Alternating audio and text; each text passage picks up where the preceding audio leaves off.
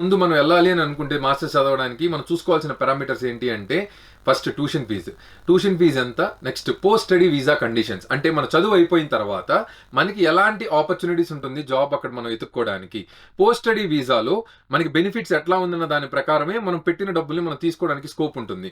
మన education loan worst case సినారియోలో అంటే మనం ఒక కంట్రీకి వెళ్ళినప్పుడు చదువుకోవడానికి 2 years ఉంటే దానికి ఒక పోస్ట్ స్టడీ వీసా 18 months అనుకుంటే 3.5 years నేను పెట్టిన డబ్బులకి నేను లోన్ తీసుకున్న దానికి ఎంతవరకు నేను వెనక్కి తీసుకోగలను రిటర్న్ ఆన్ ఇన్వెస్ట్మెంట్. అండ్ అక్కడ ఉన్న క్రైమ్ రేట్ అంటే బతుకుంటే బఠానీలన్నా మొగ్గవచ్చు కానీ ప్రాణమే పోతే ఏం చేయలేం కాబట్టి ఆ కంట్రీలో క్రైమ్ రేట్ ఎలా ఉంది అనేది అసెస్ చేసుకోవాలి. నెక్స్ట్ ఆరోగ్యం అనేది చాలా ముఖ్యమైనది కాబట్టి హెల్త్ ఇన్సూరెన్స్ అన్నది, అక్కడ ఉన్న హెల్త్ వర్కర్ సిస్టమ్ ఎలా ఉంది, అక్కడ ఉన్న ఎంతమందికి ఎంత డాక్టర్స్ అవైలబుల్ ఉన్నారనేది వెరిఫై చేసుకోవాలి. ఇప్పుడు మనం కనుక ఇక్కడ డిస్కస్ చేసుకున్న ఏ పాయింట్ చూసుకున్నా సరే tuition fees very high.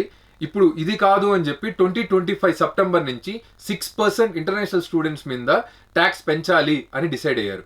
And international వాళ్ళని ఇండైరెక్ట్ గా ఆపడానికే పిఆర్ అన్నది 5 years రావడానికి 10 years పెంచారు. అండ్ పార్ట్ టైం ఆపర్చునిటీస్ కూడా మీరు కనుక 10 YouTube ఛానల్స్ ని తెలుగులో మీరు వెతికి చూసినట్లయితే కనీసం 5 to 6 members మీకు వాస్తవం చెప్తారు. వెళ్ళిన వెంటనే అందరికి కూడా పార్ట్ టైం ఏం దొరకట్లేదు. జనరల్ గా ఒక స్టూడెంట్ ఎందుకు చూస్ చేసుకుంటాడు అని అంటే ఈజీ టు మైగ్రేట్, ఈజీగా వెళ్ళినప్పుడు కష్టంగా వెనక అప్పులతోనే తిరిగి వస్తారు.